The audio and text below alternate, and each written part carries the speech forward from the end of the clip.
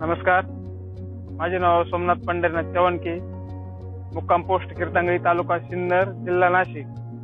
तर साधारणतः माझ्याकडे 20 एकर शेती असल्यामुळे त्याच्यामध्ये मी गहू, मक्का, सोयाबीन, टोमॅटो अशी अनेक पिकं घेतो आणि ते पिकांच्या मशागतीसाठी मी कुबोटाच्या ट्रॅक्टरची निवड केलेली आहे। मी हा ट्रॅक्टर घेतला म्हणजे आमच्या सर्व फॅमिलीकडे, म्हणजे आमच्या सर्व नातेवाईकाकडे हा कुबोटाचे लहान ट्रॅक्टर आहे आणि सर्व नातेवाईक मला काय म्हणायचे की तुम्ही कुबोटाचा ट्रॅक्टर घ्या आणि कुबोटाचा ट्रॅक्टर तुमची शेती एकदम व्यवस्थित करेल, कारण का त्याच्यामध्ये जेवढी ताकद आहे तेवढी इतर ट्रॅक्टर मशिनरी मध्ये नाहीये।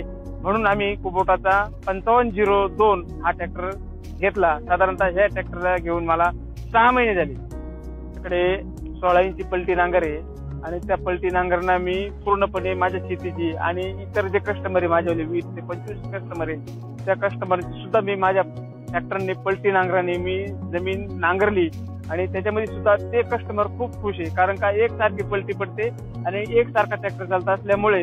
आणि दुसरा मुद्दा, माझ्यावाला ह्या ट्रॅक्टरचं मायलेज पण एकदम व्यवस्थित आहे। मी त्या मायलेजवर खुश आहे, कारण का तो एकदम कमी प्रमाणात डिझेल ट्रॉली काम पण या ट्रॅक्टरने करतो आणि माझ्याकडे 2 ट्रॉल्या आहे आणि दोन्ही ट्रॉल्या मी मुरुमाच्या पूर्ण शिगलावून भरतो आणि शिगलावून भरत असताना आमच्याकडे रस्त्याला मोठे चढे आहे, पण त्या चढेला सुद्धा ट्रॅक्टर दबत नाही आणि कुठून उचलत पण नाही।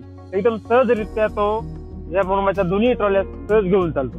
हा माझा ट्रॅक्टर मी स्वतः चालवतो।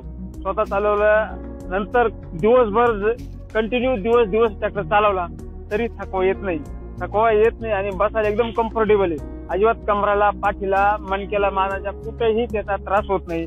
आणि दुसरा मुद्दा म्हणजे का त्याला व्हायब्रेशन एकदम कमी असल्यामुळे त्याचा आपण जर समजा फोन आला किंवा काही जर आपल्याला फोन जर घ्यायचा ठरला तर त्याचा आवाज अजिबात येत नाही। त्याच्यामुळे फोन उचलायला सुद्धा एकदम स्पष्टपणे ऐकू येतो, त्याचा आवाज कमी असल्यामुळे व्हायब्रेशन।